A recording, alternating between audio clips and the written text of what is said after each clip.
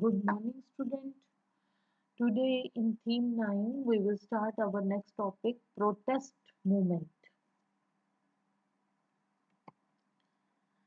Yes, here you see the people gathered and show their anger to the government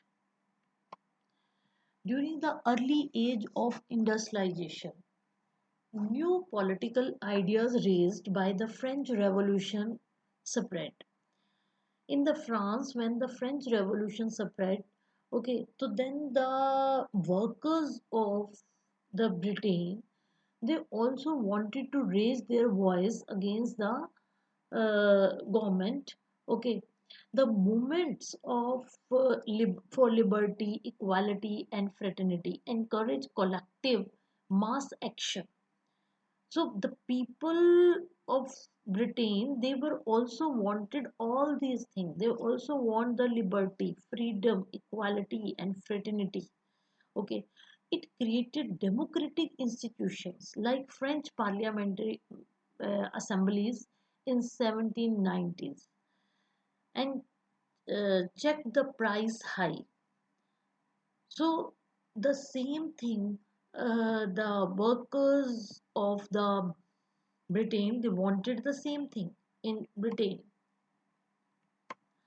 In England, political protest against harsh working conditions in factories began to increase. In the early last videos, I explained all these things that in which conditions the women, children, they were worked or how they were lived in the slums area. So they also wanted that they protest against the harsh working conditions in the factories. The working population agitated to be given the right to vote. The government adopted repression and made laws. So the working population, they will also want the political right, like right to vote. And but the government on that time did not want to give the political right or the some other facilities. So they were the government on that time adopted the repression, this method, and made that type of the laws that to suppress the people. Here you see the how the people they gathered and protest against the government. England had been at war with France for a long time from 1792 to 1815. Trade between England and other European countries disrupted. Now the factories were forced to shut down. Now what's the if the factories were shut down, then which type of the problem comes? Unemployment. So the unemployment grew up and the price for the essential commodities also very increase. Like essential commodities means like the bread, butter, or the food items. Okay, the price were increased.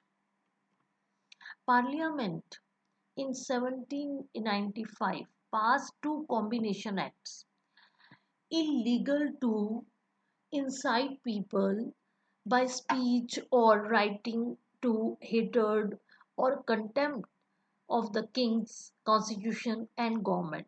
So all these things were illegal. Banned unauthorized public meeting over 50%. That above 50% no one will be gathered. But protests continue. Maybe the government passed these combination acts, but after that the people continue to protest against the government. Now the old corruption. The term was used for privileges linked to the monarchy and the parliament. Earlier we know that only when the government also given all type of the facilities to the monarchy and the parliament, the members of the parliament, landowners, manufacturers and professionals were opposed to giving the working population the right to vote. So all these people, maybe the members of parliament, big or rich landowners, manufacturers, professionals. They didn't want that to give the right to vote to the working class. Workers supported corn laws, which prevented the import of cheaper food prices in Britain and had risen to a certain level.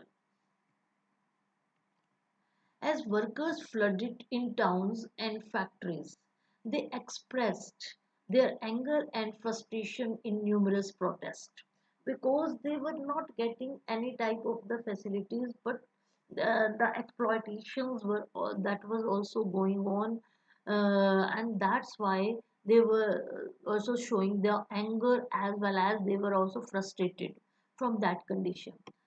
There were bread and food riots throughout the country from 1719 or onwards. Bread was their food and its price determined their standard of living.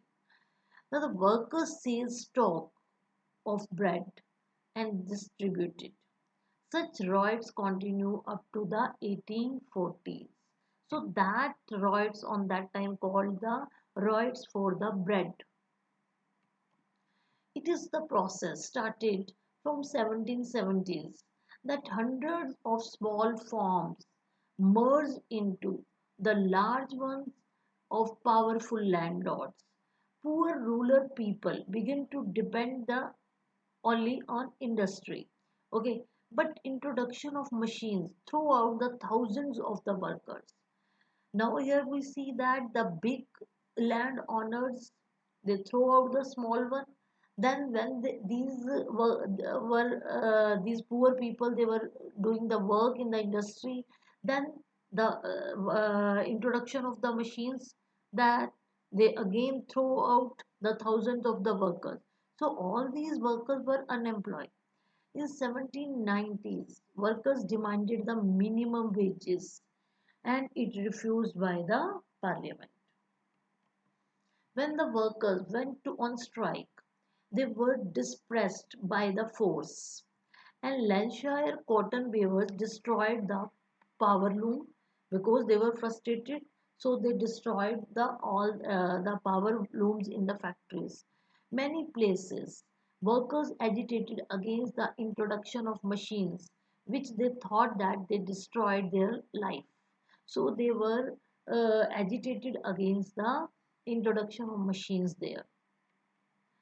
In the Yorkshire, shearing frames, harvesting machines were destroyed by croppers who had done it with hand. Okay, now the riots matched threshing machines in 1830s. Nine of them hanged and 450 were sent to Australia as convicts. These we will discuss in theme 10 that how these convicts they were settled themselves in the Australia. Okay, student. In next video we will continue this topic. Thank you.